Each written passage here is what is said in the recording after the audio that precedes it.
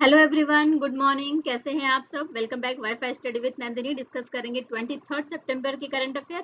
Morning का thought देखेंगे, इसके बाद अपनी क्लास को स्टार्ट करेंगे। लास्ट में रिवीजन की क्लास है और टेलीग्राम के लिंक पर जो भी कंटेंट है वो उपलब्ध है हिंदी और इंग्लिश बोथ लैंग्वेजेस में पीडीएफ के फॉर्म में। तो वहां जाकर नोट्स बना सकते हैं, पढ़ सकते हैं और किसी भी एग्जाम की प्रिपरेशन कर रहे हैं, आंसर राइटिंग करना चाहते हैं, उन सब के लिए हमारा चैनल बेनिफिशियल है आपके लिए। क्योंकि देखो, सीए की क्लास में क्या होता है कि सिर्फ सीए पढ़ा देने से काम नहीं चलेगा, उसके पीछे की थोड़ी सी स्टोरी भी बतानी पड़ेगी। क्योंकि जो स्टोरी होती है ना वो हमें हमेशा याद रहती है। तो अगर स्टोरी याद रहेगी तो हमें हमारा जो आंसर है वो खोजने में मदद मिल जाएगी और आंसर भी लंबे समय तक याद रहता है। ओके, तो चलिए आइए स्टार्ट करते हैं और देखते हैं क्या क्या है आज की क्लास में खास आपके लिए। Thought of the day. अगर आप उस इंसान की तलाश कर रहे हैं जो आपकी जिंदगी बदलेगा तो उसे आईने में देख लीजिए। यानी कि आपको लगता है कि कोई आएगा और एक चमत्कार होगा और वो आपकी जिंदगी को बदल देगा। ऐसा कुछ नहीं होने वाला है।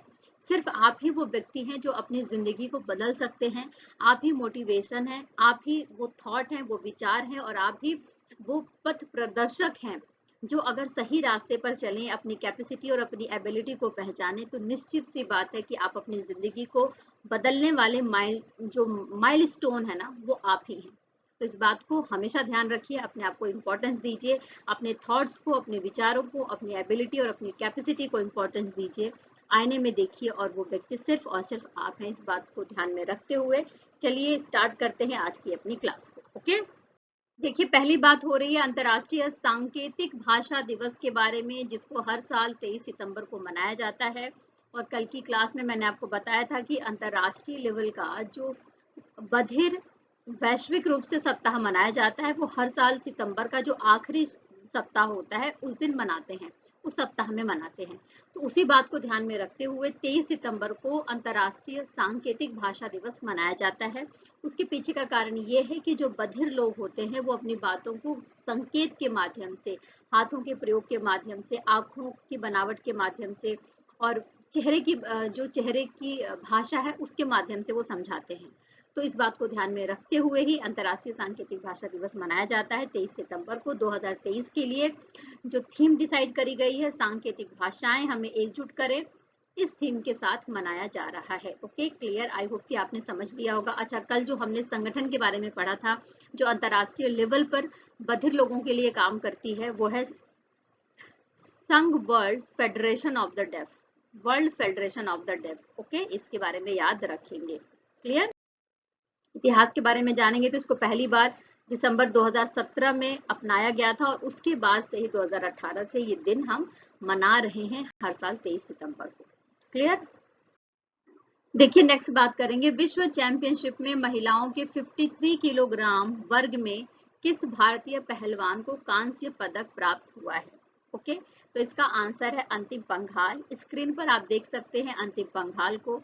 भारत की ये महिला पहलवान है और इन्होंने ब्रॉन्ज मेडल जीता है। सर्बिया के बेलग्रेड में विश्व चैंपियनशिप हो रही थी इसके दौरान। अच्छा देखो, गोल्ड मेडल जीता गया है जापान के फुजिनामी अकारी के द्वारा। इसके अलावा जो सिल्वर मेडल है ये जीता गया है वेनेसा कलाजिंस्काया के द्वारा और साथ में इक्वेडोर की है लूसिया ये पेज और यूनाइटेड वर्ल्ड रेसलिंग में है अंतिम पंघाल। इन दोनों ने ही ब्रॉन्ज मेडल जीता है इस टूर्नामेंट के लिए, याद रखेंगे। और साथ ही अंतिम पंघाल ने 2024 में पेरिस में ओलंपिक्स होने वाले हैं तो उसमें भी अपनी जगह बना ली है। Okay, clear? आइए नेक्स्ट बात करते हैं। असम के मुख्यमंत्री कौन है? हेमंत विश्व शर्मा जी हैं, जिनके बारे में हम सबको अच्छे से पता है। उनके द्वारा एक अभियान की शुरुआत करी गई है, उस अभियान के बारे में हम पढ़ेंगे। तो ये इनिशिएटिव जो लिया गया है इसका नाम है मुख्यमंत्री आत्मनिर्भर असम योजना, है ना। और ये एक क्या है, एक सरकारी पहल है। इस योजना के बारे में अगर मैं बात करूं तो अगले 2 सालों में जो आसाम के युवा हैं उनको रोजगार देने के लिए, उनकी आर्थिक स्थिति को सुधारने के लिए, उनको वित्तीय सुविधा प्रदान करने के लिए ये योजना चलाई गई है। ठीक है, 2024 और 2023 और 2024 के दौरान 1 लाख युवाओं को रजिस्टर्ड किया जाएगा। इसके लिए एक ऑनलाइन पोर्टल बनाया जाएगा और उसकी भी लॉन्चिंग कर दी जाएगी, जिसमें हर एक युवा को 1 लाख रुपए तक की मदद दी जाएगी। इस पर कोई भी टैक्स नहीं लगेगा 5 साल तक के लिए। अच्छा, इसको 5 साल तक इसको मांगा भी नहीं जाएगा, है ना। तो यानी कि इस इनकम का प्रयोग करके, ये जो ऋण है इसका प्रयोग करके युवा अपना कोई ना कोई काम कर सकता है और उसके बाद 5 साल के बाद इस पैसे को वापस करेगा सरकार को, क्योंकि ये सीधे गवर्नमेंट का पैसा है, आसाम गवर्नमेंट का पैसा है जो युवाओं को दिया जाएगा। इस बात को ध्यान रखेंगे। ओके। अच्छा, जो बजट वर्ष है 2024 और 25, उसमें भी फिर 1 लाख युवाओं को सिलेक्ट किया जाएगा और उनके लिए भी धनराशि की की घोषणा नहीं करी गई है। अभी सिर्फ जो पहला फेज चलेगा उसके लिए धनराशि की घोषणा करी गई है, इस बात को याद रखेंगे। ओके, पहले इन युवाओं का क्या होगा, रजिस्ट्रेशन होगा और इसके लिए एक ऑनलाइन पोर्टल की भी बात करी गई है। ओके, तो आई होप कि आपने अच्छे से समझ लिया होगा मुख्यमंत्री आत्मनिर्भर असम योजना के बारे में। आइए आगे बढ़ते हैं। आत्मनिर्भर असम योजना के बारे में जैसा कि मैंने सब कुछ बता दिया, यहाँ पर जो कुछ भी लिखा है वही सारा बोला गया है। बाकी टेलीग्राम के लिंक पर जाकर आप देखिए। नेक्स्ट बात कर रहे हैं हम कि संसद के द्वारा पारित संविधान 128वां संशोधन विधेयक 2023 किससे संबंधित है। तो 128वें नंबर का संशोधन विधेयक है जो संबंधित है राजनीति में महिलाओं के लिए आरक्षण से। ठीक है, इसके दौरान जो राज्य की विधानसभाएं हैं और जो दिल्ली की विधानसभा है और साथ में ही जो संसद का लोकसभा है उसमें 33% रिजर्वेशन की व्यवस्था करी जाएगी। और अभी लोकसभा में जो महिलाओं की संख्या है वो 81 है और ये बढ़कर 118 हो जाएगी। 21 सितंबर को भारी बहुमत से इस विधेयक को पास कर दिया गया, इस बात को याद रख लेंगे। और साथ में हमें ये भी पता होना चाहिए कि जो ये 33% आरक्षण दिया जाएगा इसके तहत महिलाएं राजनीति में प्रवेश कर जाएंगी, है ना। यानी कि जो लोकसभा में अब महिलाओं की संख्या आपको देखने को मिल जाएगी। और इस विधेयक के दौरान ये भी किया गया है कि इसमें भी 33% रिजर्वेशन में भी 33% का जो रिजर्वेशन है उसमें एससी और एसटी महिलाओं के लिए सीटें रिजर्व करी गई हैं। 454 लोगों ने इसके फेवर में मत किया और सिर्फ 2 लोगों ने इसके फेवर में मत नहीं किया है, इस बात को याद रखेंगे। अच्छा देखिए, इंपॉर्टेंट क्वेश्चन में आता है कि हमारे देश के कानून मंत्री कौन है। तो अर्जुन मेघवाल जी हैं जिनके द्वारा पेश किया गया था। 21 सितंबर को भारी बहुमत से प्राप्त हुआ था, 454 वोट मिले थे। क्वेश्चन बन सकता है एग्जाम में, ठीक है। और साथ में ये बात भी हमें पता होना चाहिए कि इसका नाम क्या है। तो इसका नाम है नारी शक्ति वंदन अधिनियम, जिसके बारे में मैंने कल की क्लास में भी आपको बताया था। 128वां संविधान संशोधन विधेयक है, इस बात को ध्यान रखें। देखिए, कहा जा रहा है कि जो ये विधेयक है ये लागू होगा 2029 में, क्योंकि 2026 में दोबारा से परिसीमन की जो प्रक्रिया है वो प्रारंभ होगी। देखिए, भारत में 1976 में परिसीमन हुआ था लास्ट, ठीक है। इसके बाद जब 2001 में जनगणना हुई तो उसके अकॉर्डिंग अभी प्रेजेंट टाइम में जो परिसीमन की प्रक्रिया है वो चल रही है जो चुनाव से संबंधित है। अब ये हो रहा है कि 2021 में जनगणना होने वाली थी लेकिन वो नहीं हुई, कोविड की वजह से, ऐसा कहा गया है। अब ये बोला जा रहा है कि 2026 में दोबारा से जनगणना होगी और निर्वाचन क्षेत्र का परिसीमन किया जाएगा। तो इसी वजह से ये कहा जा रहा है कि 2026 में जब जनगणना होगी और इसके बाद जो है किस तरीके से 2029 तक इस विधेयक को लागू किया जा सकता है। Okay, clear. आई होप कि आपने सारी बात अच्छे से समझ ली। देखिए, महिला आरक्षण विधेयक के बारे में बात करेंगे तो सबसे पहले 1990 के दशक में इसको लेकर आया गया था, महिला आरक्षण विधेयक को। और इस महिला आरक्षण विधेयक के तहत मैं आपको बता दूं कि हमारा जो लोकसभा है और हमारा जो राज्य विधानसभा है उसमें महिलाओं के लिए 33% रिजर्वेशन की बात कही गई थी। लेकिन क्या होता है कि 1992 में और 1993 में जो हमारे देश के पंचायती राज व्यवस्था है उसमें महिलाओं को आरक्षण दे दिया जाता है 33%। और उसमें भी एससी और एसटी महिलाओं के लिए भी 33% की रिजर्वेशन की व्यवस्था करी गई थी।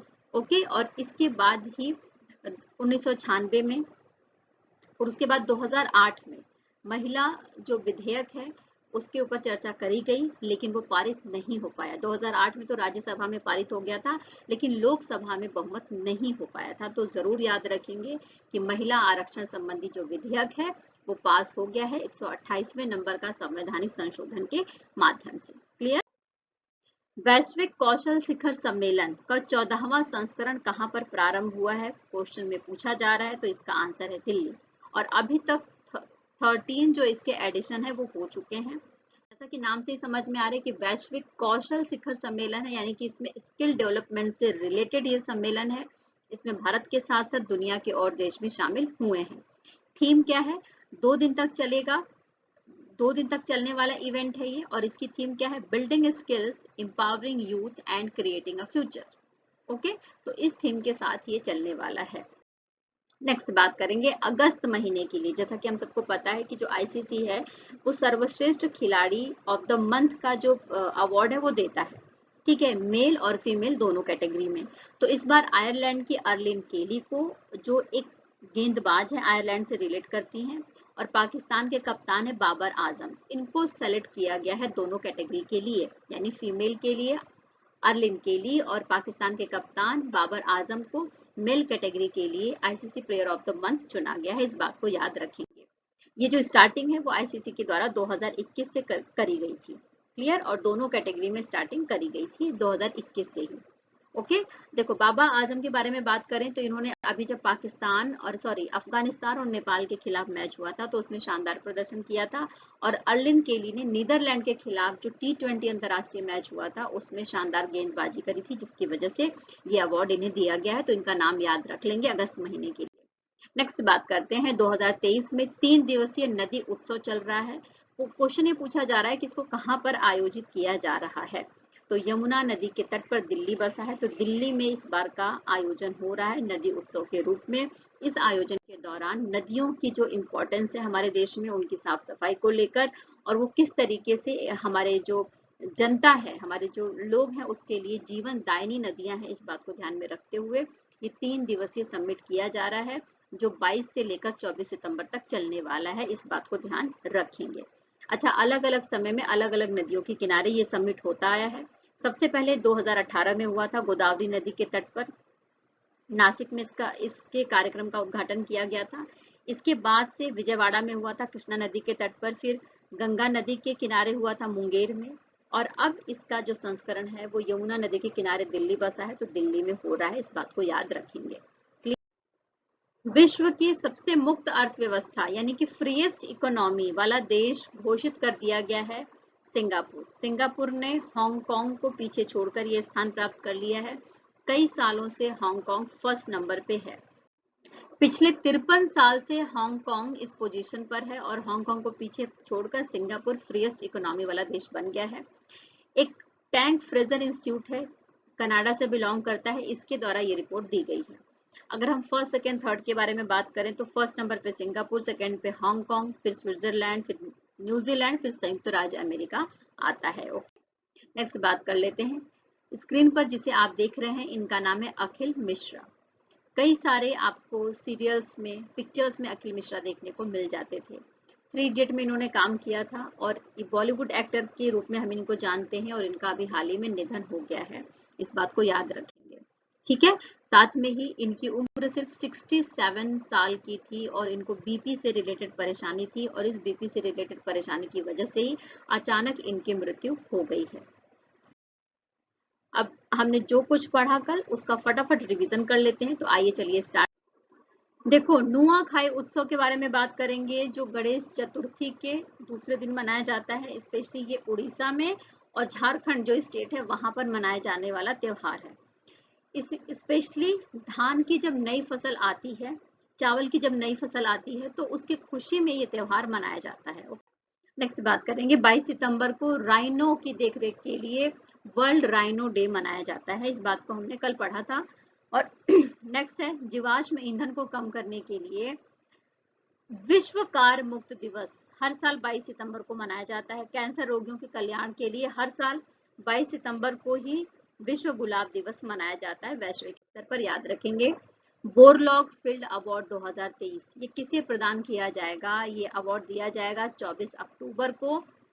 तो बोरलॉग यानी कि जो नॉर्मन बोरलॉग थे, एक कृषि वैज्ञानिक थे, उनके नाम पर ही अवार्ड बना है, और ये दिया जाएगा उड़िया वैज्ञानिक स्वाति नायक को, जो फिलीपींस के जो चावल अनुसंधान केंद्र है वहां पर काम करती है एक वैज्ञानिक के रूप में।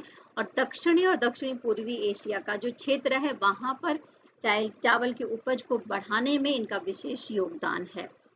यानी कि जो चावल की किस्में हैं उसका वर्ल्ड लेवल पर एक जगह से दूसरी जगह पहुंचाने में इनका विशेष योगदान रहा है। किसानों की स्थिति को सुधारने के लिए, जो किसान महिलाएं हैं उनको सशक्त करने में भी इनका विशेष योगदान रहा है। इस बात को ध्यान रखेंगे। 5 अक्टूबर से शुरू होने वाले आगामी पुरुष क्रिकेट विश्व कप के लिए आधिकारिक गान क्या है? तो देखो इसके बारे में बात कर लूं तो दिल जश्न बोले, ये है आधिकारिक ज्ञान। 5 अक्टूबर से स्टार्ट हो रहा है अहमदाबाद के नरेंद्र मोदी स्टेडियम में और पहला मैच होगा न्यूजीलैंड और इंग्लैंड के बीच में, इस बात को भी ध्यान रखेंगे। नेक्स्ट बात कर रहे हैं Uttar Pradesh international trade show का उद्घाटन कहां पर किया गया है? तो इस ट्रेड शो का उद्घाटन किया गया है ग्रेटर नोएडा में। ग्रेटर नोएडा में उद्घाटन करते समय हमारे जो राष्ट्रपति द्रौपदी मुर्मू जी हैं वो भी उपस्थित थी और योगी आदित्यनाथ जी भी उपस्थित थे। नेक्स्ट क्वेश्चन है कि प्रधानमंत्री नरेंद्र मोदी जी के द्वारा उत्तर प्रदेश में कितने अटल आवासीय विद्यालयों का उद्घाटन किया गया है? तो अटल आवासीय विद्यालय की संख्या है 16। ओके, और साथ में हमें यह भी पता है कि वाराणसी का जो राजा तालाब है वहां पर एक स्टेडियम बनेगा जो डमरू के आकार का होगा। ओके, देखो चौथी G20 अंतरराष्ट्रीय इंफ्रास्ट्रक्चर वर्किंग ग्रुप की बैठक कहां पर आयोजित करी गई है? तो मध्य प्रदेश के खजुराहो में आयोजित करी गई है। G20 की अध्यक्षता भारत के द्वारा करी गई और हर एक टॉपिक पर 4-4 बैठकें होनी थी, इस बात को याद रखेंगे। स्पेशली इसमें यह है कि नगरों का जो बसावट है, नगरों की जो संरचना है उसमें किस तरीके से सुधार किया जा सकता है। नेक्स्ट क्वेश्चन है ये है कि इंडिया ग्लोबल फोरम और वर्ल्ड गवर्नमेंट समिट इनके बीच में समझौता हुआ है और समझौता किस टॉपिक पर हुआ है, ये क्वेश्चन में पूछा जा रहा है। तो ये हुआ है उभरती अर्थव्यवस्था कार्यक्रम को स्थापित करने के लिए। जैसा कि भारत का मोटिव है कि भारत अभी दुनिया की 5वीं सबसे बड़ी अर्थव्यवस्था बन गया है और भारत चाहता है कि वो जल्द ही दुनिया की 3री सबसे बड़ी अर्थव्यवस्था बन जाए, तो इस उद्देश्य से ही ऐसा किया जा रहा है।